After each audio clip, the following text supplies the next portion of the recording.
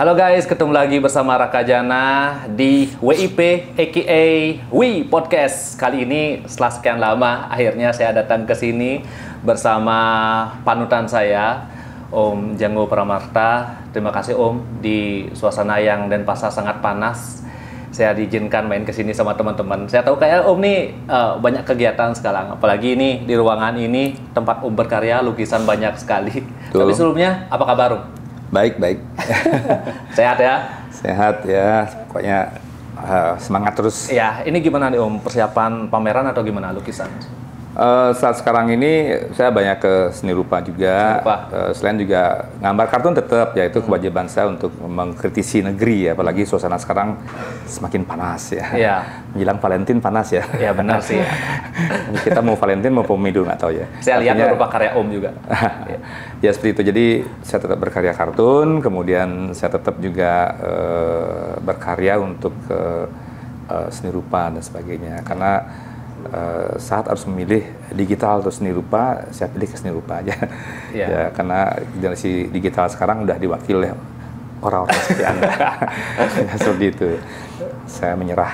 Ya, tapi tetap bisa kolaborasi nanti. Oh ya, justru itu kita ada di sini sekarang. Benar. Ya. Saya juga jauh-jauh ke sini dari Tampak Siring Om. Sebenarnya kan udah dari lama saya minta sama Om, saya pengen main Om, saya pengen belajar lah. Karena Om kan pengalaman sangat luar biasa, tetapi nggak enak nih kalau cuma saya yang nikmatin atau dapat insight. Makanya menarik, ya. Saya rekam hari ini, semoga teman-teman yang baru nih atau belum memutuskan untuk ke dunia seni tahu nih ceritanya Om. Nah, tadi kan Om udah cerita juga tentang exhibition, tentang lukisan yang Om buat gitu ya. Saya pengen tahu Om, ibaratnya proses Om berkarya gitu loh, dari dulu sampai akhirnya sekarang ini tuh seperti apa sih? Kan tentu beda gitu zamannya. Dari mana nih sebetulnya? Dari awal. Kalau awalnya dimaksud itu kan dari berkesenian kartun gitu lah ya. Iya, berkesenian kartun dari dulu. Untuk memutuskan lah untuk terjun ke seni gitu. Ya, terjun ke seni sebetulnya ya biasalah seperti masyarakat umumnya atau adik-adik atau orang sosial pada umumnya biasanya nilai matematikanya turun ya. Ya. Nilai matematikanya tidak sebagus teman lainnya sehingga akhirnya dalam era saya dulu mengatakan bahwa orang yang bodoh itu adalah orang yang suka gambar pasti matematikanya lemah gitu ya, kurang gitu ya, seperti itu. Dan itu cukup memberikan saya semangat gitu loh. Artinya saya yakin sekali bahwa kita di Bali itu di balik kelemahan itu pasti ada kelebihan. Kita kan ada otak kiri, otak kanan gitu. Nah dari situlah saya sadarkan kelemahan saya dan sekaligus sadarkan kelebihan kita. Benar. Sehingga akhirnya saya terus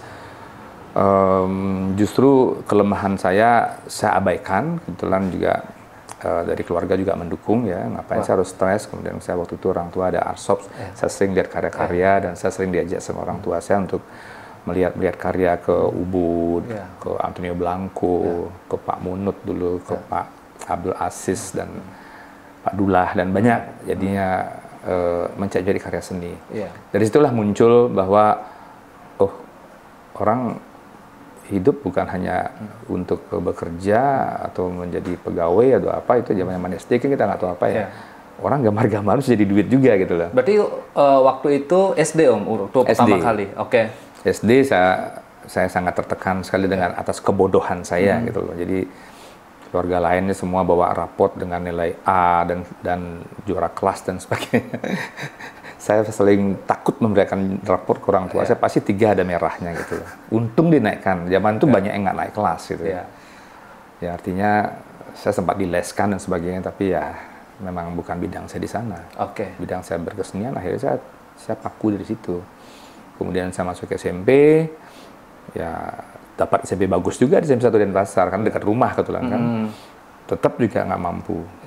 Akhirnya ke SMA 3 Denpasar, karena itu sekolah yang sangat sederhana. Filosofi saya juga bukan karena sekolah itu bagus, karena saya lihat orang mendaki gunung dan sebagainya. Dari situlah saya mulai mengembangkan kemampuan saya untuk waktu itu zaman itu belum ada kayak sekarang, jadi ada majalah dinding dan sebagainya. Dan di sana saya buat majalah sekolah juga. Oh, udah mulai buat majalah juga? Jadi majalah sekolah namanya Widya Stana. Itu majalah sekolah kami buat berempat dari teman-teman saya. dan kita hidupkan majalah itu. Tapi terbit 6 bulan sekali, jadi Oke. pas bayar semesteran kita terbitkan dan sebagainya. Oke. Gitu. Jadi itulah awal daripada saya merintis berkesenian dari SMA dan akhirnya masuk ke seni rupa Denpasar. Ya, tapi akhirnya untuk memutuskan nih, maksudnya oke, saya akan ke industri ini, maksudnya menjadikan ini sebuah jalan hidup itu, masih ingat nggak itu umur berapa Sebetulnya dari SMA ya. SMA udah? SMA sudah, karena waktu itu anak-anak muda waktu itu sering bermain klasik rock ya. Oke. Klasik rock, sehingga saya ingat waktu itu saya sudah bisa menggambar sepatu. Oh. Sepatu tuh saya gambarin dengan logo-logonya Pink Floyd, Mick Jagger, Rolling Stone, kemudian The Beatles. Yeah. Atau kita gambar ini karena kita punya kemampuan lebih, waktu itu udah ada, saya mengenal fiksatif untuk ngelapisin. Yeah, Jadi yeah. saya pakai spidol, kemudian saya semprot, dan itu sepatu saya beli 6.000, saya jual dengan harga 20.000. Iya. Jadi billboard zaman-zaman itu ya. Jadi saya buat gambarnya situ, dan kemudian SMP, SMA itu pun juga karena di rumah tuh memang istilahnya markasnya teman-teman saat itu generasi 84 tuh ngumpul di tempat saya, baik anak SMA 3, SMA 1. Di sini ya berarti ya? Ya, jadi SMA 3 dan SMA 1 itu bersatunya di sini gitu loh. Zaman itu udah yang mereka selalu bersiteru dengan basket dan sebagainya, kita kumpul di sini. Dan waktu itu saya punya grup band. Separuh SMA 3, separuh SMA 1 gitu. Apa namanya, Om? Snazzy Band. Snazzy Band. Ya, jadi snazzy itu artinya indah, tapi digangguin sate nasi seriangan. Oke.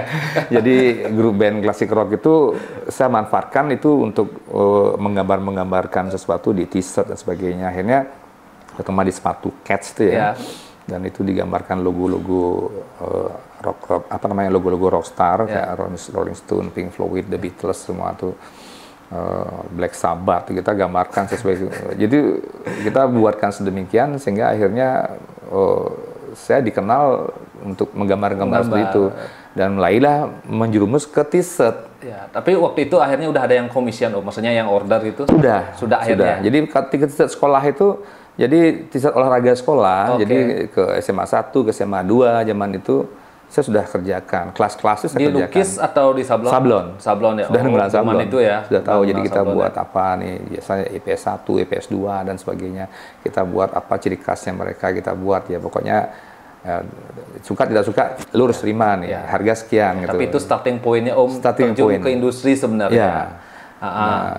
Dan bersama dengan itu juga saya juga sudah mulai mengisi kartun di Bali Pos. Ya. Jadi kelas 2 SMA itu jadi Bali Pos dan udah ada honor. Zaman itu kalau boleh tahu honornya berapa kalau untuk bisa masuk di koran, atau karya kita dipublish di koran lah. Ini menarik. Iya. 35.000. 35.000. Itu gede nggak tahun itu? Lumayan, tapi istilahnya apa ya, kalau orang tua saya ngasih bekal itu jauh lebih besar ya. Cuman itu selalu saya taruh di kantong kanan. Kenapa? Duit itu bangga banget. Iya, kebanggaannya. Ya, bangga banget. Mungkin uang dari orang tua mungkin ya udah untuk ini, jadi kita simpen, dan kadang-kadang apa namanya kalau dapat ini kwitansi itu ya. Nota. Notanya itu kita simpan betul. Saya ada buku harian saya simpan, ini tanggal sekian, ini kartun ini. Karena itu apresiasi, Om. Ya kan? Ya. Jadi istilahnya tanpa sadar saya sudah mempunyai budaya file itu penting. Ya, seperti itu. Ya. Jarang maksudnya ada seniman yang tersusun rapi, maksudnya kayak di filing gitu. Ya, jarang memang. Ya, jadi kelemahan kita di Indonesia sebetulnya filing kita sangat kurang sekali. Ketika ya waktu itu nggak sadar mau jadi apa, nggak ngerti, cuman seneng aja apa disimpan, ya surat cinta disimpan gitu ya. Sampai sekarang masih ada semua. Kayak gitu. Jadi honor apa saya simpan semua. Jadi ya. Bener sih. Tapi itulah maksudnya tujuan saya tuh ngobrol hari ini itu ya. Maksudnya selain dapat ilmu. Jadi hal-hal yang seperti itu kan apalagi Gen Z ya zaman sekarang itu nggak tahu itu. Maksudnya ada surat cinta yang kita konvensional banget pakai kertas gitu kan. Ya, perangko. Kalau saya dengar itu seru banget tuh. Seru banget tuh, maksudnya prosesnya. Kelihatan dari dalam ya. Sekarang kan ada WhatsApp atau apa, cepat gitu. Kalau dulu tuh benar-benar prosesnya. Raka mengalami itu juga? Tahu, tapi nggak mengalami. Tapi tahu. Zaman saya kecil masih itu, saya kakak-kakak kalau sama pacar tuh masih pakai surat cinta. Dipakein parfum lagi kan? Iya kan? Betul. Ya seperti itulah. Jadi apa namanya ya? Tapi Om sorry potong. Tapi Om masih ingat nggak uang pertama yang dari koran itu dibelikan apa Om? Waktu itu kebetulan uang koran saya simpan semua. Oke. Kemudian ada lomba waktu itu kan. Lomba apa? Lomba-lomba itu yang terjadi paling sering itulah Bali Pos sering adakan lomba. Ya. Kemudian lingkungan hidup sering adakan lomba. Itu ya jurinya senior-senior kita, Gus Martin, kemudian Pak Wid Minarko jurinya. Lingkungan hidup paling sering buat lomba. Dan waktu itu hadiahnya lumayan.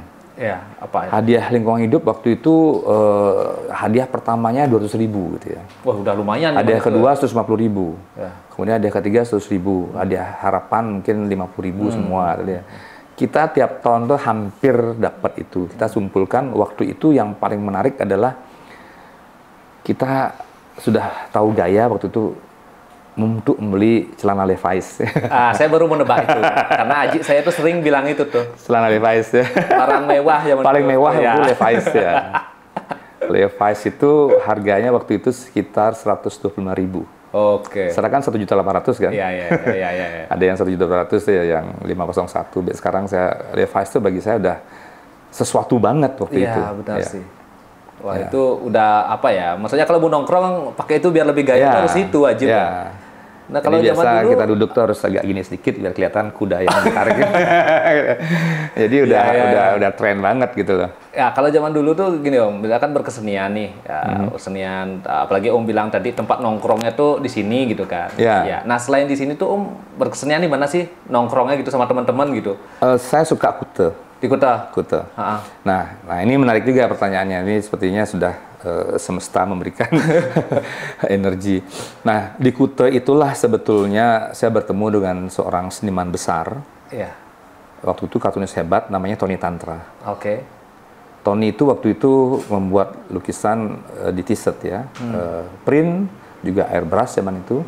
Dia buat Bemo Corner atau membuat fly nasi goreng. Karyanya detail banget. Dan dia adalah salah seorang kartunis di Bali Pos yang saya kagumi sampai sekarang. Cuman dia pernah kena masalah menggambar lidah telanjang dan kemudian dia sempat hampir mau dipenjara seperti itu. Jadi waktu itu saya masih kuliah seni rupa, saya bantu dalam artian kita di pengadilan ikut memberikan support untuk biar dia nggak ditahan nih karya seni gitu loh. Seperti itu. Dan di Kuta itulah yang saya bilang tadi itu saya menemukan sesuatu yang bersifat internasional. Karena di Kuta lihat ada baju-baju bekas ya, zaman itu sudah ada second hand ya, tapi terbatas banget. Dan harganya Rp5.000 itu udah mahal sekali. Sangat mahal. Jadi di pasar-pasar, jadi di Kuta waktu itu saya paling satu main ke pantai. Yang terus kemudian siangnya itu adalah saya nangkring di Tony and His Walk, tempatnya Tony itu. Saya lihat gambar tuh bisa sampai lama banget, sampai akhirnya saya kenal baik dengan beliau gitu loh. Kemudian ke toko kaset. Nah, toko kaset itu adalah tempat inspirasi pada zaman itu. Karena apa? Karena cover-covernya. Jadi cover Yes, covernya Pink Floyd, cover-cover tuh ada di sana semua. Ya, waktu itu kan toko buku belum begitu banyak ya. Jadi kalau toko buku kalau ke Jakarta baru bisa di Kuitang tuh ada toko buku yang bagus yang kita bisa lihat karya-karya airbrush zaman itu. Tapi di Kuta itu toko kaset itu yang saya lihat menarik. Akhirnya saya beli kaset 1-2, tapi melihat cover-cover tuh menjadikan inspirasi bagi saya. Mungkin zaman itu Raka Janda belum pernah kenal namanya rugos ya. Huruf gosok gitu. Pernah dengar ya? Pernah dengar. Nah itu jadi huruf gosok, kemudian kita lihat karya-karya ya musisi luar sebagainya itu senang banget melihatnya. Ya majalah waktu itu ada berapa majalah yang bisa memberikan inspirasi juga. Jadi coba lihat kalau kita lihat di toko majalah yang banyak ada display itu, saya sangat senang sekali melihat itu sebagai inspirasi gitu loh. Majalah banyak gitu. Majalah satu kan biasa aja. Benar. Kita banyak tuh. Sama kayak kita masuk ke Circle K ya. Jadi displaynya bagus, jadi kita terinspirasi. Terinspirasi gitu. Nah, jadi kita waktu itu saya main ke Kuta. Siangnya harus mampir ke Tony Tantra. Kalau ada dia ngobrol-ngobrol sedikit, kemudian saya keluar. Malamnya kita nangkringnya di Kayu Api. Kayu Api tempat nangkringnya musisi waktu itu. Waktu itu kita punya musisi namanya Harley Angel dan senior saya selalu gitu waktu itu panutan lah saat itu. Saya masih ngeband, gambar juga ya dan sebagainya gitu. Ngobrol di situ di Kayu Api itu dengan ini kadang-kadang yang punya Kayu Api namanya Om Riwin ya, Riwin dan Rihayana dan keluarga. Jadi Kayu Api tempatnya simple dan di sana akhirnya lahirlah grup band yang namanya Harley Angel waktu itu menjuarai Festival Musik Rock se-Indonesia tahun 86 waktu itu. Dan di situ saya banyak dapat inspirasi, masuk ke klub-klub di Kuta juga, melihat t-shirt-t-shirtnya buli-buli itu ya. Jadi dari lingkungan berarti banyak memberikan inspirasi berarti ya. Suasana Kuta, suasana Kuta dan sebagainya. Selain kaset, koper kaset tadi Om ya. Ya, dan kita bergaul dengan buli-buli juga. Kemudian apalagi dia tahu saya suka gambar dan sebagainya. Ya mulailah mereka memesan karya, memesan desain untuk baju. Udah mulai itu komisi. Udah komisi itu. Saya udah kuliah waktu itu. Tapi zaman itu gimana Om? Maksudnya untuk komunitas seni itu apakah udah mulai ada atau gimana? Justru seni yang muncul waktu itu banyak itu adalah sanggar. Oh, sanggar. Ya, ada sanggar putih, ada sanggar minum kopi waktu itu, dan ada sanggar Tetra Agustus juga waktu itu udah muncul, dan banyak lagi ada sanggar Sapu Lidi yang punya Pak Frans Najira gitu. Saya nggak ngerti sanggar waktu itu, jadi waktu itu saya kebetulan ada teman baik saya namanya Wayan Suardike, dia penulis sampai sekarang dia suka nulis novel dan sebagainya. Tinggal di sini sama saya, jadi rumah saya ini ada macam-macam orang di sini, termasuk Mario Blanco di sini ngumpul, kemudian ada teman-teman dari komunitas yang sekarang udah jadi bapak DPR dan sebagainya, ngumpul di sini semua. Jadi kadang-kadang apa ya kita pakai apa tempat ini, saya nggak ngerti. Akhirnya karena saat itu rumah udah dekat dengan Bali Pos. Itu teman-teman Bali Pos tuh kalau apa tuh mampirnya ke sini dulu di Jinang ini, ngobrol di sini tentang seni dan sebagainya. Ngobrol, kemudian ya intinya Bali Pos waktu itu mulai ngadakan pameran kartun kalau nggak salah tahun 81 pertama kali. Akhirnya saya lanjutkan. Tahun 84 saya kuliah, 86. Tapi waktu kuliah pun juga saya sering buat pameran kartun. Jadi saya teruskan membuat pameran itu. Dan saya memutuskan untuk membuat studio yang namanya XYZ Studio. Itu awalnya. XYZ. Jadi XYZ singkatan dari Extraordinary Young Shield. Jadi kan orang bilang studionya apa namanya? Bingung ya nama ABC, DEF, studio A, studio B, studio C. Kok enak nyebutnya XYZ. Itu pertama kali ya? Ya, pertama kali. Terus kita cari-cari ininya, apa namanya, kita cari-cari maknanya apa ya. Ya, kita nemukan kalimat Extraordinary Young Shield. Jadi, sejak itu, mulailah teman-teman sastra masuk ke sini. Kita kegelisahan waktu itu adalah tempat untuk ngumpul. Jadi, ada acara apa? Oh, di Wianta ada ini. Oh, Sanggar Putih buat acara gini. Sanggar Minum Kopi buat ini. Gitu. Ada Sanggar Kosti, namanya lagi siapa namanya Rendra lagi datang gitu, Putu Wijaya lagi datang, kita ke sana yuk gitu. Jadi zaman itu belum ada handphone, dia benar-benar menunggu teman bilang ada acara gini kita langsung kumpul gitu. Nah, jadi studio XYZ inilah yang agak beda saat itu dengan teman lain. Jadi di sini ada orang sastra, orang apa yang akhirnya studio ini mulai arahnya agak kalau bilang ngawur sih enggak, mulailah demo lah tidak puas dengan ini. Masa ngartunnya turun ke jalan yuk, kita lawan yuk, ini. Itu zaman Orde Baru kan. Ya karena kita dianggap memberontak, ya kita langsungnya berontak ke jalanan kayak gitu. Udah 90-an itu berarti ya? Ya, udah mulai era-era. Tapi bagusnya itu sih Om, kalau saya dengar ceritanya Om tadi, maksudnya bergaulnya itu nggak hanya sesama apa ya, yang maksudnya disiplin ilmu yang berbeda itu pun, betul. Bagusnya itu kan ada orang sastra, jadi kan ada yang mungkin fotografer gitu. Nah itu maksudnya yang keren gitu.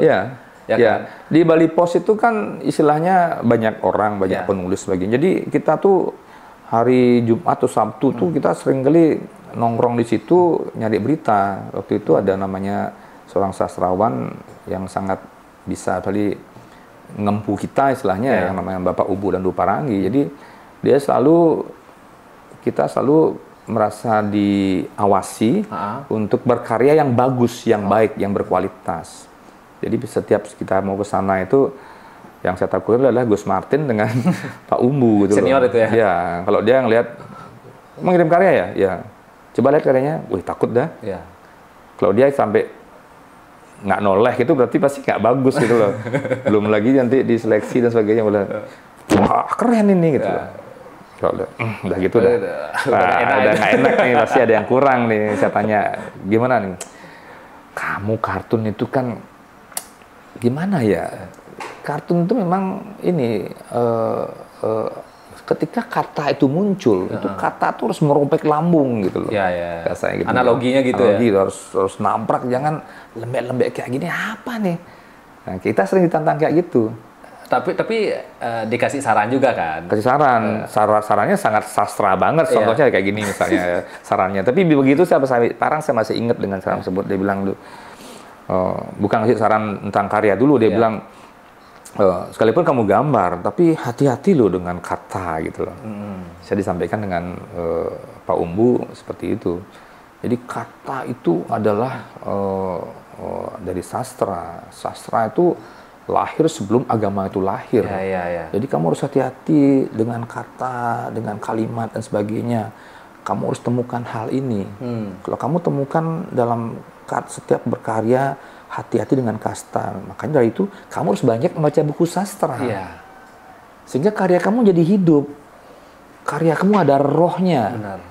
Kalau kayak gini kan hanya menempelkan cat ke dalam kanvas, ke dalam kertas itu hal yang biasa. Iya. Tapi karya itu menjadi greget, menjadi roh itu ketika diri kamu diisi sastra dan sebagainya, misalnya ya kayak sekarang kan masih simpan nih Khalil Gibran itu apa buku-buku yang bagus-bagus tuh ya, saya simpan semua dan saya baca atau saya diskusi juga di sini. Jadi gitu. secara nggak langsung beliau nggak hanya secara visual, tapi cara berpikir. Nge-share cara berpikir itu penting sih. Ya, penting.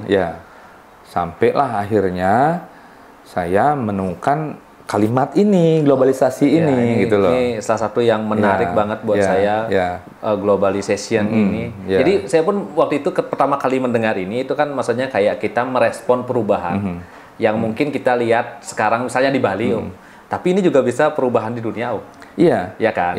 Lewat sudut pandang kartun, ya kan? Ini bagi saya apa yang disebut tadi bahwa kata-kata itu adalah roh, kata-kata itu adalah hal yang bisa memberikan inspirasi bagi kita untuk lebih bangkit lagi, untuk memframe apa yang kita punya karya. Karena ya banyak seniman, tapi ketika kita bicara internasional, frame-nya harus jelas dulu. Benar. Hanya untuk mengkritik nggak jelas ya nggak bisa kita. Ketika saya ngomong globalization, bahwa bagaimana kata-kata itu mempunyai roh, itu saya akhirnya nemukan tuh sekitar tahun 96 kalau nggak salah itu. Itu waktu itu Pak Harto memberikan sambutan waktu sidang APEC di ini. Kita kan sering mengkritisi Orde Baru waktu itu. Kita nggak bisa lepas dengan globalisasi. Terus yang dengar kata globalisasi. Jadi kata tersebut akhirnya saya jadikan ikonik bahwa ada kata Bali tengah kalimat globalisasi itu. Hari saya cari filosofinya terus. Filosofinya adalah ya karena saya sering baca sastra, saya buat sendiri filosofi bahwa orang Bali itu harus ada di kaki kiri itu harus ada tradisional, kaki kanan ada di internasional, balance. Kaki kirinya ada di lontar, kanannya di komputer gitu misalnya kan. Sehingga akhirnya saya dapatkan sesuatu bahwa globalisasi dalam pengertian saya adalah tradisi itu bukan hal yang mundur, dan modernisasi bukan hal yang maju. Misalnya seorang Raka Jano, misalnya Anda lagi senang menggambar, bukan mundur Anda. Anda bermain disc jockey atau bermain musik punk itu bukan berarti Anda modern gitu loh. Jadi kami ada di sana. Jadi karya-karya saya ada bermuara di tataran itu. Jadi globalization itu konsep ini ya dengan kalimat kata itu muncul adalah ini sebelum Bog-Bog muncul. Ini rohnya Bog-Bog. Justru ini sebelum Bog-Bog. Iya. Kalimat itu muncul sehingga waktu itu saya ingat sekali. Saya diwawancara karena saya punya karya kartun t-shirt. Ya, jadi tahun 90 ketika saya menemukan kalimat globalization itu, saya membuka toko t-shirt di Kuta. Ya, karena saya terinspirasi dari Tony Tantra, saya membuat toko t-shirt namanya Job Shop. JOP Shop, Jenggo Pramarta Shop.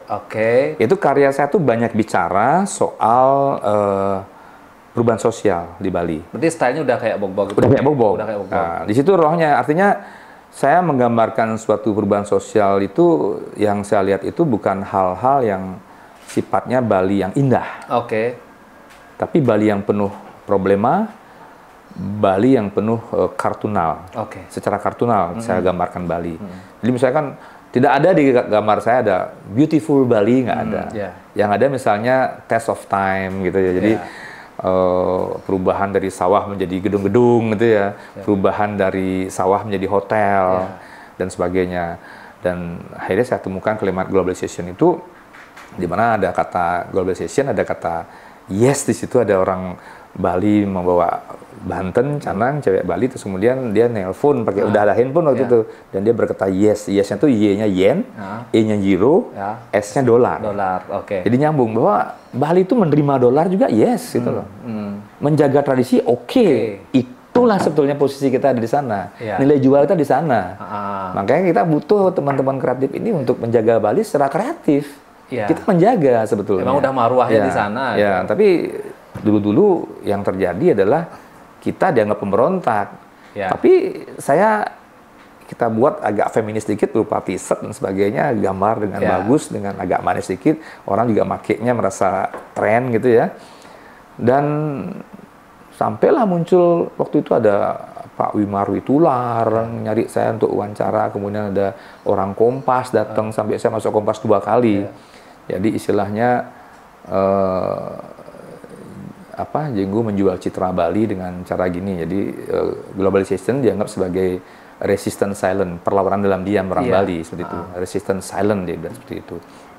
Nah, waktu itu ketika seorang seniman daerah kayak kita daerah masuk Kompas, itu sah.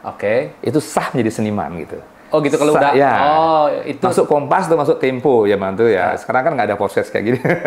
Jadi masuk Kompas atau Tempo pada era 90-an itu udah salah satu indikator lah. Ini sah seniman. Sudah sah seniman. Nah, sejak itu kalau saya pikir-pikir mulai dah ini. Maka ketika saya masuk Kompas, Pak Umu itu datang ke saya. Dan itu saya ceritakan di buku Globalization ini kan. Itu tahun berapa, Om? Itu sekitar tahun 96. 96. Wah, tapi zaman itu emang ngeri ya kalau ada kritik dikit aja ya. Itu mau bentuknya kartun apa gitu ya. Masih Orde Baru itu. Jadi Pak Umu datang ke saya, koran itu beliau bawa. Dan masih ingat tadi saya ceritakan ketika saya membawa karya kartun ke sana, saya hanya takut sekali dengan apa ucapannya beliau dan sebagainya. Sehingga dia bilang, Jenggo, ini adalah tiket kamu, password kamu untuk maju ke dunia internasional. Jadi dia bawa Kompas itu, koran Kompas itu. Saya nggak ngerti, baru saya buka, ada saya. Saya emang diwawancarai oleh seorang Beri Redana, jadi wartawan yang populis waktu itu. Ya, sekarang masih hebat beliau. Jadi beliau lah yang wawancari saya dan ya sangat mengena dengan perubahan sosial ketika itu. Sehingga akhirnya dari situlah muncullah antropolog-antropolog lain yang datang ke tempat saya untuk menjadikan, entah dia buat makalah, entah dia buat laporan apa, entah dia ingin tahu atau entah ingin membeli karya. Itu karya-karya saya jadikan kajian-kajian budaya waktu itu. Udah mulai ya? Dia mulai muncul dan mulai kita di pertama kali kita diundang pameran tahun 94 waktu itu. Di Australia pertama kali. Di Perth gitu. Jadi ada berapa, kalau nggak salah 6 orang waktu itu. 6 orang, tapi yang diundang saya sendiri yang mewakili teman-teman waktu masih semua pada sibuk. Dan saya juga nggak tahu ya, jadi karya dibawa ke sana, judul pamernya Bali Sengkengken. Ya, waktu itu kan masih ada masyarakat Bali lagi ada Bali Nirwana Resort waktu itu, di mana sebelah tanah lot itu akan dijadikan resort. Itu perlawanan itu yang lagi sedang in-innya. Berarti itu yang Om respon gitu ya? Ya, itu yang bukan saya dan teman-teman Bali untuk merespon dengan itu. Om juga ikut berangkat ke Australia? Berangkat. Nah, tanggapan audien di sana seperti apa, Om? Terkait karya yang, pasti kan Om jelasin nih karya gitu kan, tentang Bali, mungkin tentang situasi pada waktu itu gitu. Nah, sedangkan mereka kan tahunya Bali ini indah nih. Nah, ketika mereka tahu dari sudut pandang orang Bali itu seperti itu, gimana, Om? Ini yang menarik justru karena waktu itu saya diwawancara sama media dan di media tersebut diperlihatkanlah bahwa saya bercerita tentang rasa sayang saya terhadap Bali dengan cara mengkritisi gitu. Jadi bagi saya itu nothing without criticism. Jadi sesuatu tuh akan menjadi lebih berkembang dengan baik ketika ada yang mau mengkritisi. Jadi jangan dipuja terus Bali itu gitu loh.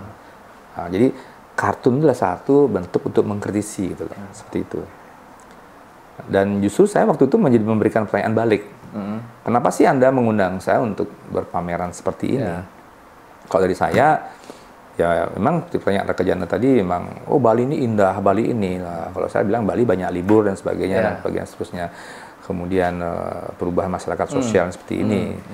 Dan kemudian saya ada di antara tersebut. Jadi bukan berarti karya saya itu bukan berarti saya anti Bali atau membenci, tidak. Justru saya mengingatkan bahwa akan begini loh. Kan bentuk perhatian juga. Ya, akan begini dan akan terjadi. Jadi itu yang saya gambarkan. Jadi sehingga karya-karya tersebut menjadikan banyak menjadi waktu itu jurnal-jurnal untuk para dosen-dosen luar negeri yang akan mencari gelar doktor, gelar profesor, itu jadikan jurnal-jurnal sama mereka. Keuntungannya adalah kami diajak berangkat untuk berpameran atau membuat ilustrasi bukunya atau membedah sekian karya. Kita diundang ke sana untuk membedah sekian karya. Ya, beberapa kali kayak di Murdoch University itu ada beberapa karya yang dianggap gawat, terus saya disuruh ngomong gitu. Nah, saya bilang, saya tanya balik, kenapa sih Anda tertarik hal seperti ini? Jawabannya menarik. Ini mungkin jarang saya keluarkan di beberapa teman yang bermediasi media kayak gini.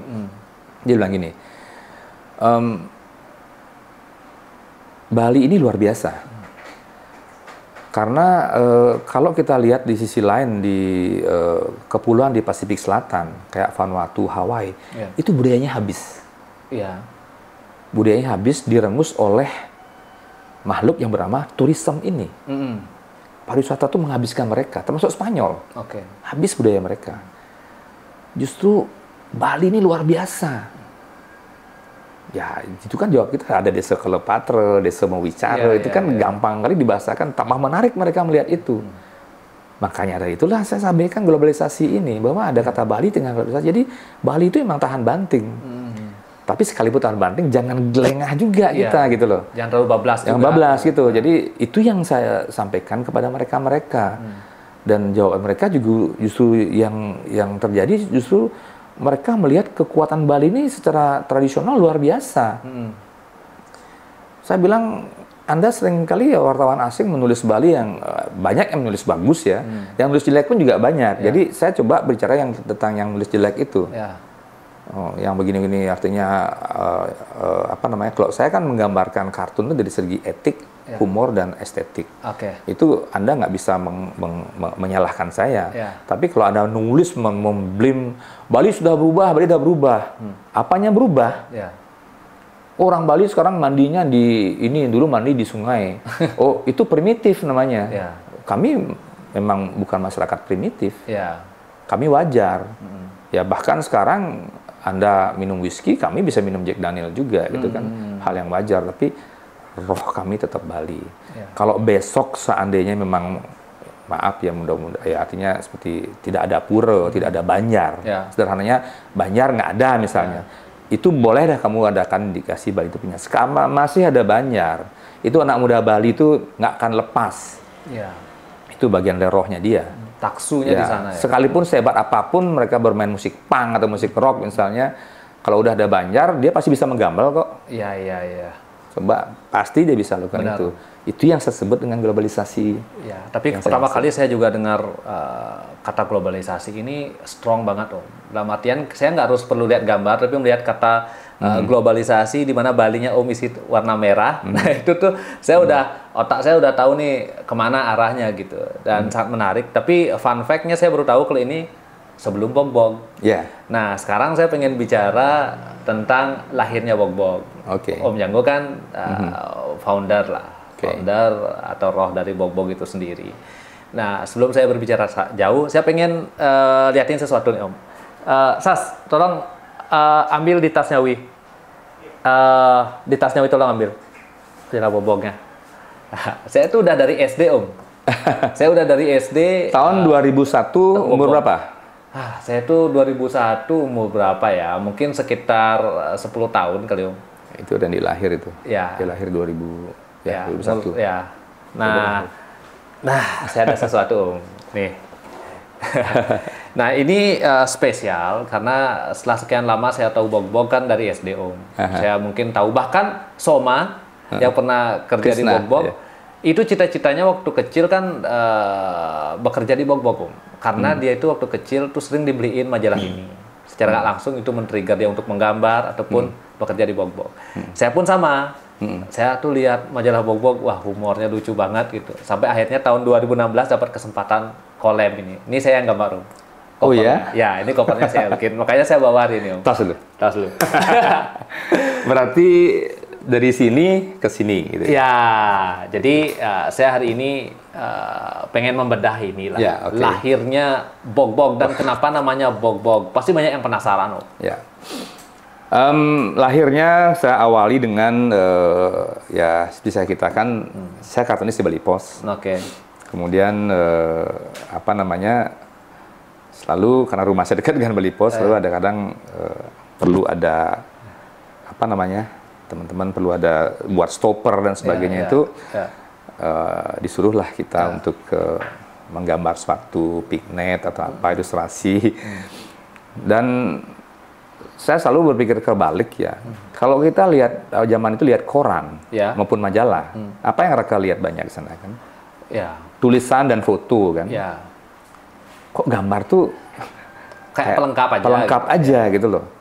Sementara saya buat kartun 1 tuh saya bisa baca buku 3 gitu loh. Baca koran mungkin ada 6 koran saya harus baca setiap hari zaman itu ya. Belum lagi para senior saya menyampaikan untuk memperkuat bacaan koran itu Anda harus membaca buku-buku sastra biar lebih wawasan lebih dalam sehingga garis kamu pun akan berbeda kalau kamu banyak membaca. Nah seperti itu. Jadi akhirnya begitu saya rasakan hal yang seperti itu terbersit keinginan untuk membuat majalah, sebuah majalah gitu lah katakanlah. Jujur aja terinspirasi dari majalah Mad juga, Mad Amerika. Dan kebetulan di Indonesia juga ada majalah humor dan majalah apa ya yang sudah mati waktu itu. Terinspirasi lagi saya penting waktu itu ketika tahun 94 atau 96 lupa saya tuh berpameran di Australia.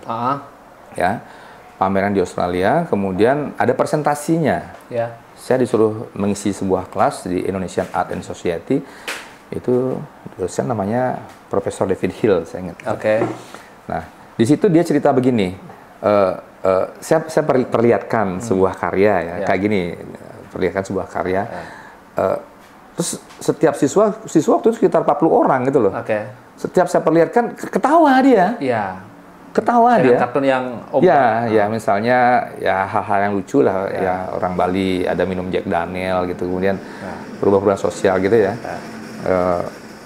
Ketawa dia. Terus saya isengnya tanya dia, oh, I have been come to Bali. How many people? I know.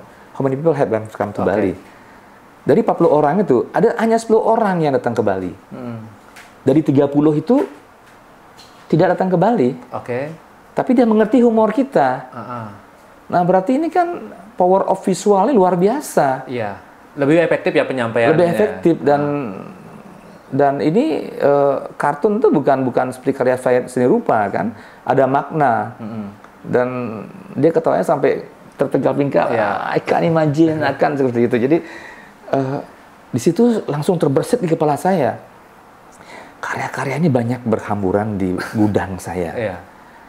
Dan waktu itu kan belum ada foto dan sebagainya, filing kita hanya di gudang, saya simpan aja gitu loh. Itu bisa jadi bahasa yang efektif. Even bahasa kita kan berbeda, Om. Tapi ketika melihat bahasa gambar, itu kita bisa langsung connect kan. Tadi boleh bisa ketawa gitu. Padahal itu mahasiswa bukan mahasiswa seni rupa, itu mahasiswa antropologi, sosiologi dan sebagainya. Tapi dia belajar tentang Indonesia. Saya perkenalkan budaya Bali seperti itu. Tertawalah dia melihat itu gitu loh. Dan dari situ sudah berpikir gini-gini. Makanya saya percaya dengan sebuah energi ya. Jadi ketika saya berpikir, buat majalah kartun. Tapi waktu itu kan di Jakarta, orang buat majalah kan semua bos-bos semua. Kita nggak mungkin barang mewah.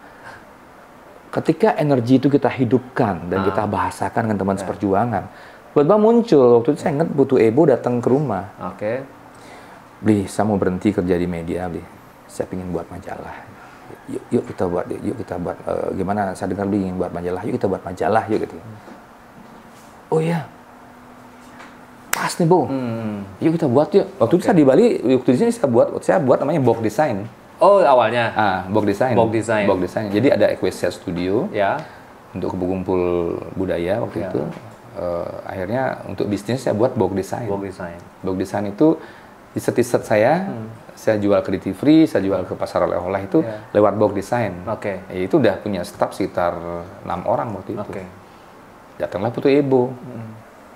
Saya panggil Ceceri Beru. Ada Suryo Darmo, saya panggil teman-teman semua, ayo kita kumpul yuk. Kita bicarakan serius nih, karena udah ada di kepala saya nih. Saya membayangkan itu pasti seru banget dong. Seru banget. Seru banget dalam artian detik-detik lahirnya Bog-Bog gitu. Iya, seru banget. Akhirnya saya ini kan terus, saya gali terus. Kemudian masalah gambar udah ada semua kan? Iya. Oke, kita gimana nih? Majalah kita buat terjun bebas, semua karya apa dibuatkan tema. Sebaiknya dibuatin tema. Biar gampang kartunisnya, kan kartunis bukan kita aja, nanti kan pasti berkembang, nanti bila perlu kartunis internasional yang bisa masuk, udah ada email waktu itu kan. Oh iya benar juga. Akhirnya tema pertama kita buat tema golf itu. Kita buat tema dan sebagainya, kita perjuangkan semua tema tersebut. Dan gampang mencari tema itu, karena file-file udah ada semua. Tinggal yang kurang-kurang ditambahkan, jadi kita isi kontennya apa dan sebagainya. Dan terakhir, terus nama majalahnya apa gitu loh. Nah ini nih. Bingung kan? Apa nama majalahnya? Terus teman saya Ibu bilang, ya nama majalahnya Bali Cartoon Magazine, selesai kan? Dia bilang tuh, enggak. Kurang Bu. Ya? Ini sub nih Bu. Apa ya? Kalau Ibu sempat bilang namanya Guyu-Guyu atau apa dan sebagainya. Enggak. Saya suka 3 huruf loh. Saya buat Equestrian 3 huruf ya.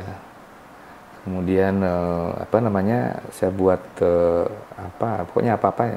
Saya buat 3 huruf itu menarik bagi saya, ketiga itu. Akhirnya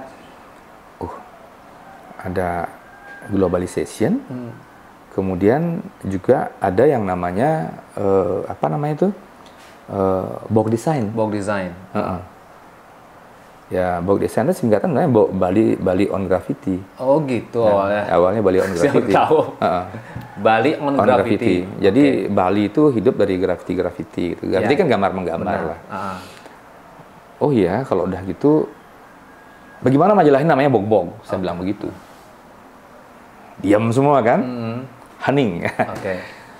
Bog-Bog beli. Bog-Bog itu kan artinya bohong. Bohong. Bahasa Bali. Benar. Saya suka sesuatu yang berbau Bali. Yang Yang bisa untuk dipahami sebagai sebuah lokal genius lah istilahnya. Secara Bali. Gitu. Terus gimana?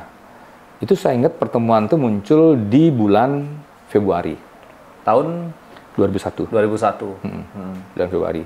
Selain 2000 udah kita ngumpul, tapi ngumpul seriusnya itu tahun 2021 di Februari. Begitu. Akhirnya udah berapa kali pertemuan ngomongin ini aja, ngomongin ngomongin nama majalah ini. Majalah udah siap cetak nih. Nama majalahnya nih ya.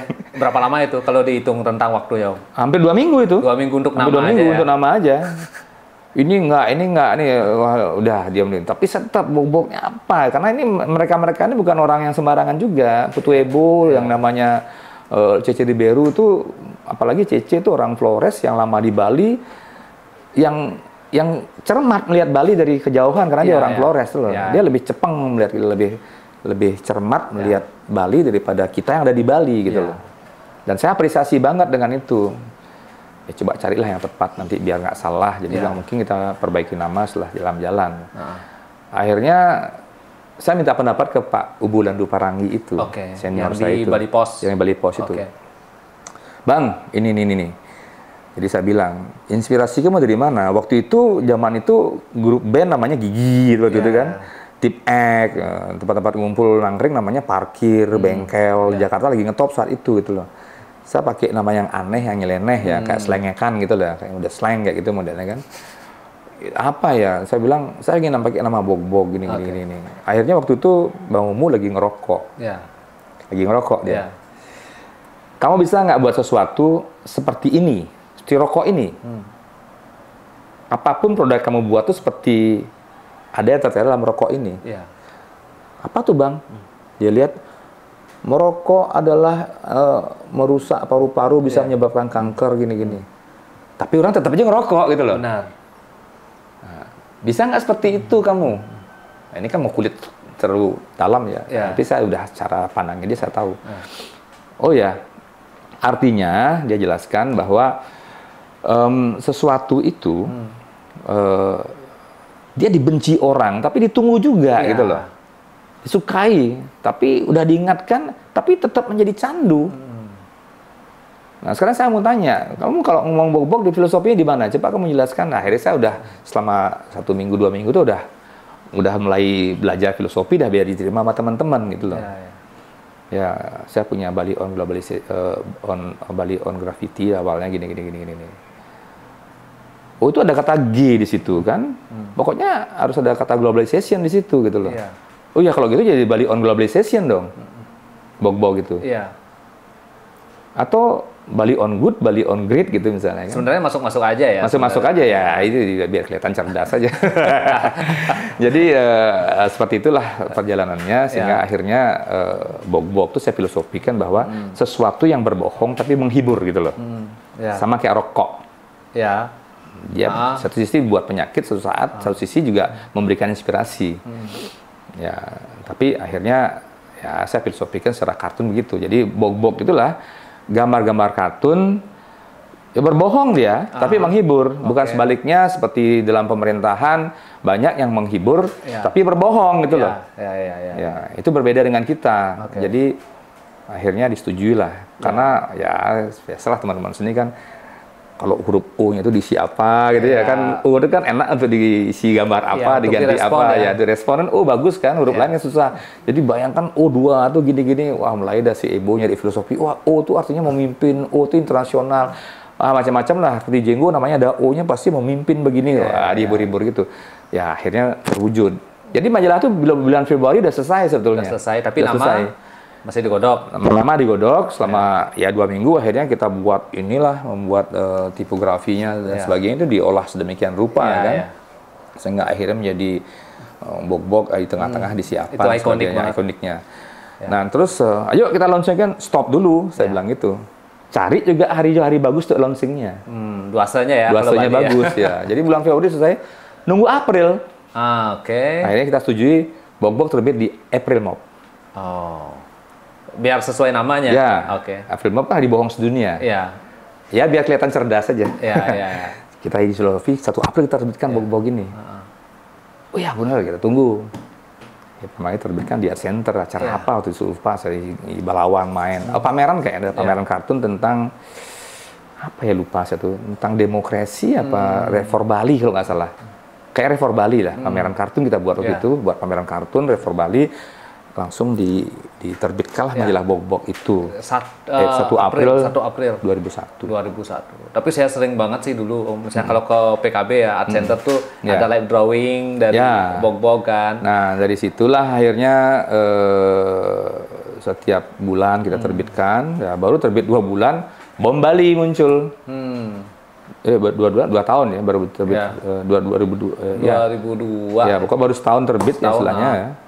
Bom Bali muncul. Akhirnya redup dan tidak terbit 3 bulan waktu itu. Akhirnya kita bangkit lagi pas Sumpah Pemuda, kita bangkit waktu itu di radio apa waktu itu ya? Di radio RRI. Kita hidupkan lagi, dan inilah yang saya sampaikan tadi. Ternyata banyak teman-teman yang membantu kita, pengusaha-pengusaha kayak Popo Danes, ada Pak Yung, ada Pak Mertado tuh bantu kita untuk Bali terus tetap tersenyum. Jadi kita dibantu untuk Bogbog terus tetap terbit, dan lewat kalau nggak salah tuh waktu itu Pak Gunawan Muhammad masih di Tempo waktu itu. Jadi kita kirim ke Tempo yang mengirim ke distributornya ke dubes untuk menunjukkan Bali tersenyum setelah Bom Bali. Seperti itu. Nah, tanpa juga 2003 kita dapat penghargaan MURI. Oke. Gitu. Dalam hal apa itu? Ya, MURI untuk ke sebuah majalah yang penghargaan MURI untuk majalah pertama memakai bahasa Bali, memakai bahasa Inggris. Bok-bok majalah pertama memakai bahasa Inggris dan berbudaya lokal Bali. Ya, seperti itu. Jadi itu yang kita dapat raih dan akhirnya berjalan lah terus sampai kalau nggak salah 18 tahun ya. Ya, 18 tahun ya. Kalau saya tuh maksudnya menikmati ya ataupun melihat Bog-bog Cartoon Magazine ini, Bali Cartoon Magazine ini kan nggak hanya visual ya. Maksudnya ini bisa dibilang sebagai legacy gitu. Legacy karena kalau di generasi saya apalagi sebelum saya lihat Bog-bog itu apapun gambar saya kartun nih ada mesumpangnya itu pakai bunga Jepun itu udah pasti Bog-bog gitu kan banyak diikuti banyak orang itu kan sebuah legacy. Tapi yang saya kagum dari Bog-bog itu menjadi tempat atau platform tumbuhnya seniman lain juga. Betul. Ya kan termasuk di sana kan juga ada Blimones terus juga banyak lagi yang lain. Ada Mones, Eric S, Pinky. Ya kan dan semua Soma termasuk yang sekarang di HMS makanya adiknya Rekejana terus adik saya artinya seperti itulah artinya ya saya nggak ngeh waktu itu saya memang waktu itu ya di samping kita juga memberikan pemaham terhadap majalah tersebut ya waktu itu kan kita ya nggak ngerti manajemen lah jadi saya banyak berperan untuk memberikan jadi marketing lah mencari proyek biar ini tetap hidup. Tetap jalan ya? Ya, waktu itu kita lumayan dapat seperti HIV/AIDS ya.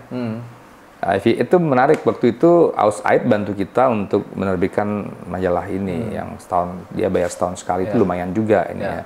Karena apa? Karena waktu itu kan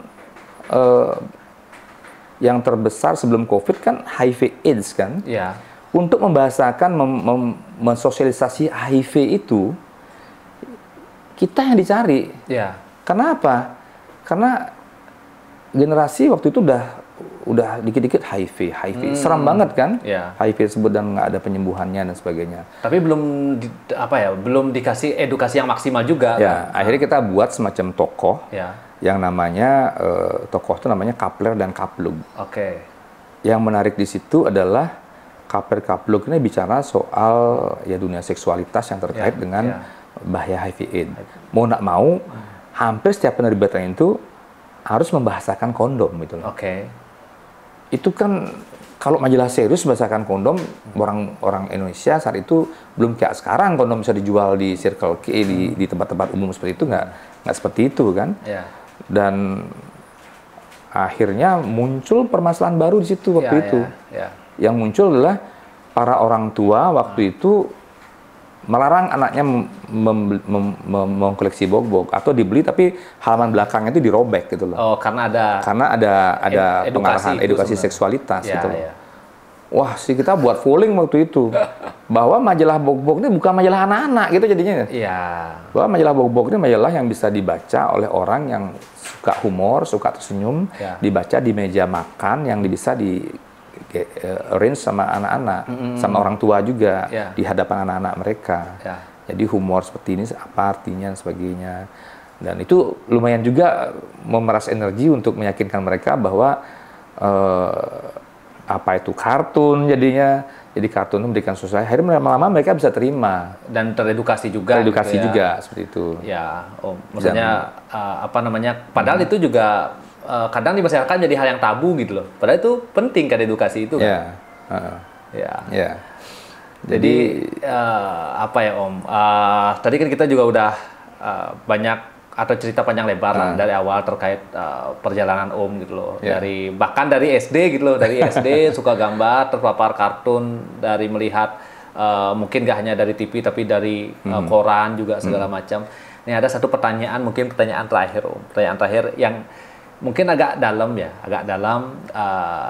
terkait kalau dari sudut pandang orang tua. Nah, kalau saya sendiri kan dulu salah satu dari sekian banyak orang yang dilarang untuk terjun ke seni, mungkin dari sudut pandang orang tua itu ada benarnya juga, karena pengen anaknya juga secara finansial kan gitu. Nah, kebetulan Om ini kan ya perupa lah, seniman gitu kan. Ada nggak keinginan Om? sekarang kan Randy gambar juga, berkesenian juga. Ada nggak keinginan dari seorang Janggo Pramarta Bog-Bog itu diteruskan sama Randy? Tergantung dia gitu. Ya, tapi maksudnya keinginan. Ada. Oke. Ada seperti itu. Cuman intinya kan setelah COVID muncul, setelah COVID itu muncul, kan banyak saya punya staf udah masing-masing berjalan lah. Jadi udah buka usaha sendiri dengan cara menggambar kartun wajah di hotel dan sebagainya. Jadi ya artinya ketika itu saya lebih banyak ke rupa, dan karena emang saya memang tertarik dengan seni rupa. Waktu Bog-Bog ada pun saya juga tetap melukis seperti itu. Jadi bisa sembunyikan gitu loh. Ini aset saya yang lain gitu loh. Nah, ketika muncul COVID dan akhirnya kita nggak bisa bergerak lagi, kan akhirnya dia berhenti. Dan berhenti secara majalah tapi secara energi dia tetap ada. Misalnya seperti ada kampus internasional tuh datang ke sini, dan saya juga pernah menjadi ketua Pakarti Persatuan Kartun Indonesia itu saya pernah jadi ketuanya itu di tahun 2005 sampai 2010. Dan berhenti karena menjadi kepala desa, jadi klien adat. Sempat jadi klien adat. Ya, jadi Presiden Kartun Indonesia. Itu menarik bagi saya tuh. Jadi 2009 saya dipilih menjadi klien adat. Saya nggak bisa ngambil dua-duanya. Nah, jadi link itu masih tetap terjaga. Dan pertanyaan Raka juga, kenapa nggak dihidupkan pagi ini? Saya gimana ya? Artinya secara energi tetap ada. Jadi kalau saya lihat kartun bagus, karya bagus, tetap saya narik gitu. Maka saya bilang banyak yang buat ilustrasi yang indah-indah, tapi pemaknaannya nggak ada gitu. Nah, kayak gambar gini, secara keindahan enak juga dibuat kaos bisa, tapi pemaknaannya ada. Bagaimana orang Bali bingung karena ada pengaruh global, ada ini frame-nya tetap Bali gitu misalnya kan. Nah, hal-hal seperti itu tuh selalu saya ingin menggali. Istilahnya kan kalau karya seni itu digali, itu kan pasti memperkaya kita. Kalau tanah Bali digali terus, habis dia jadi hotel. Itu ya yang saya menginginkan, ini harus hidup kembali. Nah, jadi ya mohon maaf ini kalau seandainya saya butuh ada orang yang bisa mengerti tentang apa yang saya kerjakan. Itu saya sudah bilang sama Krisna. Mungkin Krisna waktu itu baru COVID, dia baru ini, mungkin Raka Jana waktu itu baru bangkit. Dia lagi panik-panik juga. Panik juga dia. Ini Pak De, hidupkan lagi Pak De gini. Waduh, Pak De untuk membangun manajemen itu agak sulit juga, saya bilang gitu. Ya kalau masalah, saya nggak pernah berpikir ya, kalau apapun kita kerjakan, kalau orang seni maaf ini, saya nggak pernah berpikir bahwa uang dulu nggak. Sama. Ya, saya yakin itu. Seorang Raka Jana pasti merasakan itu. Kalau itu terjadi, selesai. Itu pasti kualitas karya nggak ada. Saya baru aja nih di mobil ngobrol tentang hal yang sama. Jangan ngomong uang dulu. Jadi, begitu kita menginginkan sesuatu yang ini, dia akan berenergi. Dia akan muncul. Benar. Nah, selanjutnya bisa nggak kita menjaga manajemen dengan baik gitu loh. Itu kan itu beda-beda hal, tapi terkait karya kan memang benar bahwa kita kan fokusin dulu kepada karyanya, jangan ke uangnya. Nanti dari niatnya udah nggak bagus gitu. Karya pun akan nggak jujur jadinya. Ya betul. Kan? Karya nggak jujur tuh udah sing metaksu dia, nggak ada taksunya. Jadi begitu ini dibuat sedemikian, kayak kemarin itu yang edisi pertama agak banyak hitam putih kalau nggak salah. Begitu baru kita buat dan kita sederhana aja. Waktu itu ucapan apa yang di tengah-tengah itu ada ucapan apa di situ di ini itu kita minta dana waktu itu satu ucapan itu 100.000 kali sekian gitu loh. Dan kita hanya menyatakan bahwa ini majalah satu-satunya di Indonesia, bahkan satu-satunya di dunia yang membawa budaya Bali ke dalam sebuah bentuk majalah kartun. Itu yang kita gembor-gemborkan. Ya namanya waktu itu Ubud, yang namanya Kute lagi berseminya pariwisata waktu itu, apa sih arti uang segitu? Dan nggak lebih dari 3 bulan udah sponsor, udah klop, kita udah kipas-kipas istilahnya itu. Jadi bayar konten dan sebagainya. Dan yang menurut saya waktu itu ada kejadian ingat saya 2002 itu ada kejadian apa namanya, Ya. ada perusahaan film kartun Ya. di Bali, itu Marshall Studio namanya, itu tutup tiba-tiba. Oh. Dan 10 stafnya gabung ke kita. Oke. Ketika dia gabung, gambarnya bagus semua. Ya. Tapi tidak ada makna dalam konteks kartun. Yang kita harapkan sebagai etik, humor, dan estetik itu hanya estetiknya ada. Ya. Etik dan humornya belum ada. Belum ada ya. Karena dia in between. Oke. Untuk menggambar kartun kayak Dragon Ball dan Ya. sebagainya. Itu lumayan saja mereka berlatih. Lucunya di mana? Di sini, di sini. Kalau orang udah paham seperti Koma baru datang ke sini waktu itu, saya coba gambar temanya botol misalnya. Dia gambar gini. Ya, saya hanya perbaiki hanya 4 kali dalam dia latihan. Jadi akhirnya. Ya, jadi ya. Pinky juga gitu. Saya lihat ini, wah ini kurang humornya. Ini dihilangkan nih, disimpelkan nih.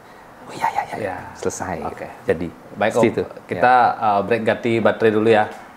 Jadi lanjut yang tadi kan ada Soma yang datang ke sini, ada Pinky nggak cuma datang tapi secara nggak langsung Om mentoring juga kan? Ya, karena karya-karya mereka tuh sebetulnya secara kualitas gambar bagus-bagus semua. Jadi ada bubarnya Marshall Studio, waktu itu ada 10 orang kalau nggak salah tuh, saya ingat namanya Sayong, Panca, Puri, Cu itu gabung ke kita. Nah, tapi Marshall Studio itu bergerak di bidang apa dulu? Animasi. Oh, animasi. Animasi yang di Jalan Suli itu akhirnya dia pindah. Jadi karya tersebut dia in between. Oke. Yang dibawa pembuatan misalnya buat awannya Dragon Ball dan sebagainya, apalagi banyak film-film kartun yang di Jepang itu. Di perusahaan Jepang. Mereka supply dari sini Ya, dari aset-asetnya. sini supply-nya ya. Di sini supply-nya buat awan, buat apa. Jadi dia in between. Jadi mereka biasa kerja rapi. Tapi dia pekerja di situ. Iya. Yang saya butuhkan kan kartunis nih. Itu dia muncul, karyanya bagus semua. Bisa gambar kartun? Bisa tuh. Ya gambar orang kartun terus temanya begini. Maknanya enggak. Temanya tentang air sekarang, temanya tentang pencak silat misalnya kan. Diam. Bingung ya? Bingung mereka. Akhirnya oke, kita latih. Udah bisa. Saya ingat sekali kalau udah bakat itu makanya kita sentuh aja 3 kali, 4 kali selesai dia. Iya. Kan gitu. Nah, setelah itu ada PR lagi saya tambahkan pada mereka. Karena waktu itu tuh belum ada orang sketsa kartun wajah di hotel-hotel. Sebagai itu market bagi saya tuh duit gitu loh. Ya. Valentine orang buat kartun untuk ininya, untuk pacarnya, untuk ini. Atau bos pindah tugas gitu ya. Belum ya. Itu belum ada waktu itu. Dan harganya berapa tuh di kepala saya udah ada gitu. Dari mana Om bisa tahu saya dapat referensi untuk itu dijadikan dalam tanda kutip ladang cuan gitu, yang lukis wajah itu? Karena saya waktu itu udah kerja di Bali Pos itu kan mau nggak mau harus bisa menggambar pejabat kan. Oke. Ya, dari situ kan. Ketika gambar koran-koran itu kan kecil ya. Gambar di koran-koran itu kan ukurannya paling seukuran kertas A4 begini kan. Tapi ketika ada orang minta mau dibuarkan di kanvas, apa kan sesuatu banget itu kan. Iya. Artinya saya berusaha waktu itu how long can explore ininya karya-karya kartun itu. Saya explore bener itu apa aja yang bisa waktu itu. Memang ya di luar animasi ya, di luar hanya mengarah ke 2 dimensi. Kita eksplor betul itu. Akhirnya kita latih. Untuk menggambar wajah itu. Menggambar wajah. Ya. Saya latih anak-anak itu, ingat saya tuh ada TV nih, itu penyiarnya kan sering muncul. Kamu latih ya itu biar cepat gitu. Karena dia bisa gambar, udah pintar semua. Latih semua bisa gambar. Latih bisa. Wah, berani tarung nih gitu. Akhirnya saya coba untuk mereka tampil di sebuah ini, misalnya kan event ya. Waktu itu kan baru-baru munculnya handphone ya, adanya Telkomsel buat acara di mall-mall itu udah mulai muncul tuh kan. Di hotel pun juga begitu kan. Tamu wedding gitu, dulu udah ada itu. Jadi kita ada ada tato temporary dan sebagainya. Ini entertainment yang sangat bagus dan sangat bisa menghasilkan gitu. Ya, karena dia udah bisa gambar, saya kan percaya diri lah ngajak mereka. Lucu banget di beberapa hal. Mungkin kalau diingat-ingat waktu itu saya dengan Ebo yang paling percaya diri waktu itu. Ya, untuk jam bisa, terbang ya. Ya, jam terbang. Artinya kita gambar orang tuh udah nggak pakai sket lagi gitu loh. Itu Sisanya ibu yang gimana? ya, sikat langsung selesai gitu ya. Sisanya gimana? Anak-anak yang baru itu. Nah itu udah lucu gitu. Di rumah latihan keren-keren semua. Wah latihan dah bagus wajah ini. Bagus hebat nih. Oh ya sekian menit nih. Sekian menit nih. Begitu di lapangan hilang dia semua nggak bisa gambar, gemeter ya. Wah ternyata Keringetan ya butuh mental ini gitu loh. Wah itu melatihnya lama juga saya tuh. Mengajak anak-anak tuh ya tetap harus ini. Gimana caranya? Ternyata kita ngajak 5 orang tuh. Tapi dengan catatan intinya saya akan percaya diri kalau ada beli jenggot sebelah saya. Oh, gitu. Senang juga ya, bangga juga saya gitu loh. Syaratnya itu. Ya syaratnya itu. Oke, jangan ditinggal. Oke, akhirnya saya latih seperti itu. Beberapa tuh ya. Keringat dingin itu udah bener itu. Wah ini di rumah bisa ya beli ini, apalagi bule kan. Wah, kok nggak mirip gitu loh. I'm sorry udah gitu. Kena mental, udah kena mental, udah. Ya biarin aja kalau dia terima gini-gini ya. Kamu kan bisa gambar realistis dikit gitu loh. Hari kita tahu kan orang Jepang tuh nggak suka ini, orang Cina nggak suka ini, orang Rusia suka. Apalah kita jadinya. Orang India harus begini dan sebagainya gitu loh. Ya, itu jam terbang Apal kita akhirnya. Apa tamunya nih? India. Oh si Anu sekarang. Oh dia spesialisasinya udah ada. Banting untuk di ini yang cerewet misalnya. Oh, gambar orang Jepang lu jangan matanya kecil, harus besar juga matanya. Seperti itu. Ya problem-problem seperti itu kan akhirnya berkembang seperti itu. Jadi ada t-shirtnya, ada ininya. Wah seru banget waktu itu. Saya bisa bayangkan. Sampai akhirnya pun pejabat pemerintah pun juga memakai jasa kita untuk mensosialisasi program gitu. Kayak program kayak Beli Mandara gitu ya. Programnya Gus Rai, kemudian Denfest dapat tempat terus seperti itu. Ya berkembang akhirnya disuruh buat buku dan sebagainya. Terus di airport pun juga key visualnya gitu. Saya lihat tuh bong-bong semua itu. Ya, waktu itu pas Pak Jokowi baru menjabat itu harus pulang. Itu sederhana aja. Saya kan sering naruh barang di duty free. Saya bilang sama waktu itu Pak siapa ya? Pak Heru Logowo namanya Ketua Angkasa Pura. Waktu itu saya bilang, mohon maaf Pak, saya sering berpameran keluar gitu. Jadi kalau saya di airport itu selalu saya melihat sesuatu yang akan kita lihat di ini. Ya di sini kok banyak kali iklan-iklan TV, iklan apa. Kok nggak ada culture-nya di sini. Iya, nggak autentik ya. Nggak autentik. Jadi maksud kamu gimana? Ya ini kan banyak dinding kosong nih, buatlah. Jadi orang tersenyum gitu loh. Jadi Bali seperti ini. Jadi yang kalau gini ya saya nggak buat mengkritik ya. Jadi kita buat bagaimana lucu-lucunya. Misalnya orang bawa mobil, bawa sajian itu kan memang terjadi gitu loh. Orang sambung ayam misalnya dengan budaya mereka sendiri dengan gaya klasik. Tapi dibuatin kartun gitu. Tagline-nya juga kan ada kalimat This is Bali gitu kan. Habis itu ada gambar-gambar yang benar-benar yang akan kamu temui di Bali gitu. Ya, situ. Jadi waktu itu kita sempat di Bogbog tuh kita buat semuanya we do what they do, keren banget. Saya kerjakan orang lain yang kerjakan gitu. Jadi kita percaya diri banget dengan apa yang kita kerjakan waktu itu gitu. Ya seperti itulah artinya sampai akhirnya COVID mendiamkan sementara bahasa saya. Ya makanya kan saya sering juga sama Soma, termasuk sama Om Jenggo kan juga bilang bahwa saya ini bisa dibilang penikmat, pengagum, ya salah satu panutan juga lahirnya HNS kan memang saya melihat suasana kerja itu loh. Saya tuh nggak bisa kerja itu kalau sepi jujur. Saya nggak bisa kerja itu sepi. Jadi harus ada berkegiatan gitu. Kita mungkin sambil ngobrol, gambar, tukar pikiran. Saya pernah sekali waktu tuh datang ke Bogbog. Ya kan lihat ada Om Jenggo, terus ada Soma, yang lain tuh kayak wah seru ya gini. Ada senioritas di situ. Bener. Makanya pun di HNS karena saya juga terinspirasinya dari Bogbog. Bogbog melahirkan banyak orang-orang yang hebat. HNS pun kita berusaha sangat welcome dengan siapapun yang pengen belajar, entah anak magang atau siapa. Dengan harapan itu bisa jadi regenerasi lah, transfer ilmu yang paling efektif ya itu. Iya betul. Ya kan. Nah, salah satu inspirasinya itu. Makanya saya pengen, mudah-mudahan Bogbog ini paling tidak, walaupun sekarang anggaplah lagi istirahat, kan semangatnya masih tetap ada dan dilestarikan oleh generasi selanjutnya. Apa namanya, nggak berasa nih Om, udah sejam lebih. Padahal saya janji tadi pertanyaan terakhir loh tadi. Mungkin karena maksudnya saking seru dan saya sendiri banyak dapat ilmu lah. Ya, yang jelas terima kasih banyak Om hari ini. Ya, saya banyak dan tim dapat ilmu dan udah meluangkan waktunya. Mudah-mudahan teman-teman yang nonton ini juga banyak dapat insight baru lah terkait cara berpikir. Mungkin ini yang benar-benar yang terakhir sekarang. Yang terakhir apa harapan Om? Nih, saya kan ada HNS Studio nih, Om mungkin udah tahu sedikit-sedikit tentang HNS. Tapi sepanjang yang Om lihat, apa harapan ke depan nih? Siapa tahu ini bisa saya jadikan semangat lah. Harapan untuk HNS Studio sendiri. Ya, suatu saat nanti HNS di sebuah sekolah. Sungkara. Ya, sekolah misalnya. Ya dulu sempat Bok-Bok pikir Bok-Bok Academy ya. Kalau di Singapura ada namanya Lee Kuan Yew University.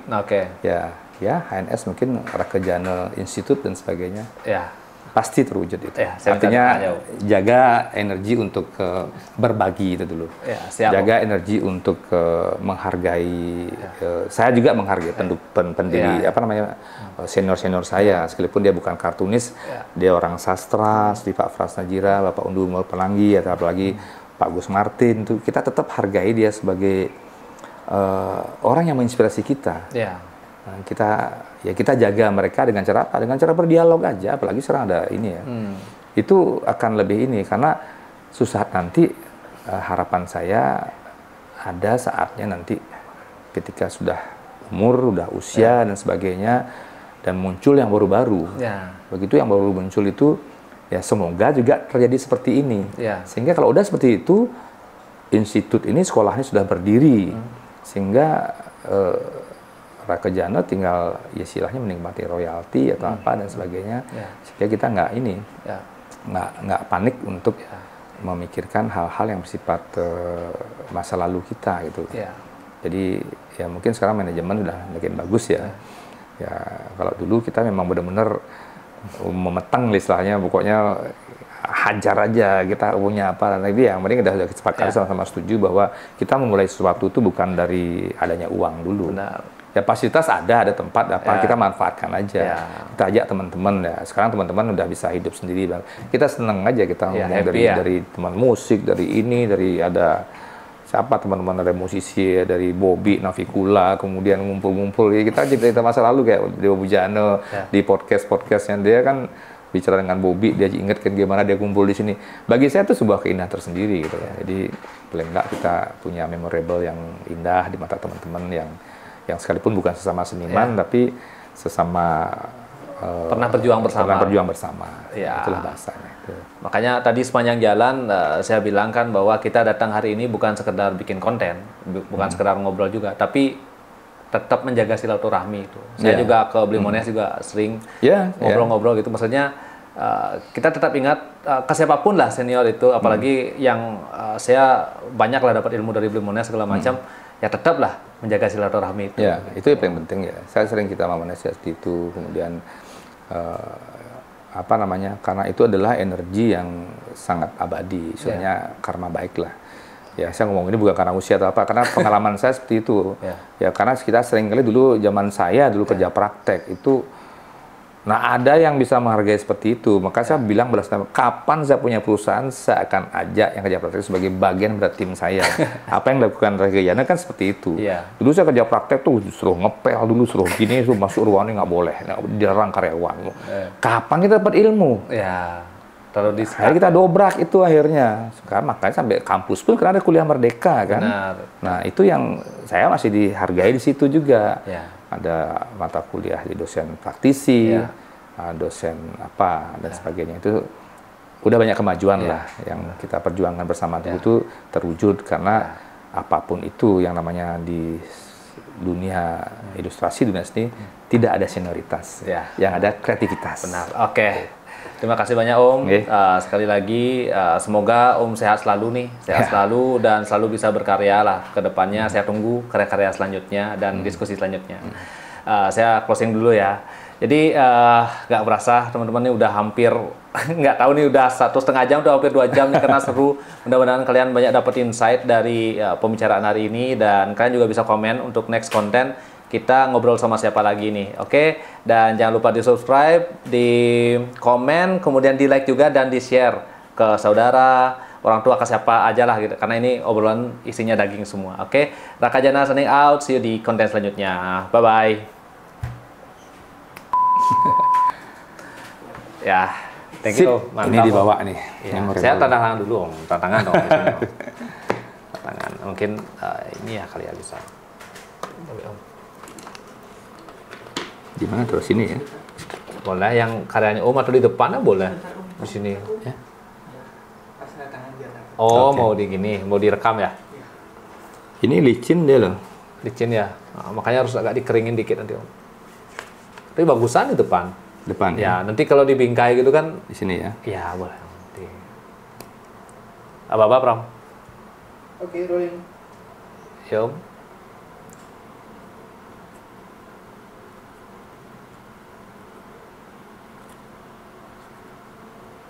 Ini saya masih kuliah nih, Om.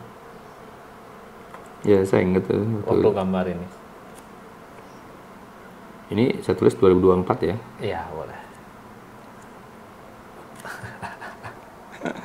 Lucu jadi lihat karya-karya lama. Iya. Kayak saya senang lihat karya-karya lama. Itu saya masih nyimpan. Karya saya waktu SD masih, Om. Ya. Ya, oke. Kita foto dulu, Om. Sambil megang. Megang ini. Ya. Nah, Om megang ini, saya megang ini. Ya. 3, 2, 1, 3, 2. Oke. Sip ya.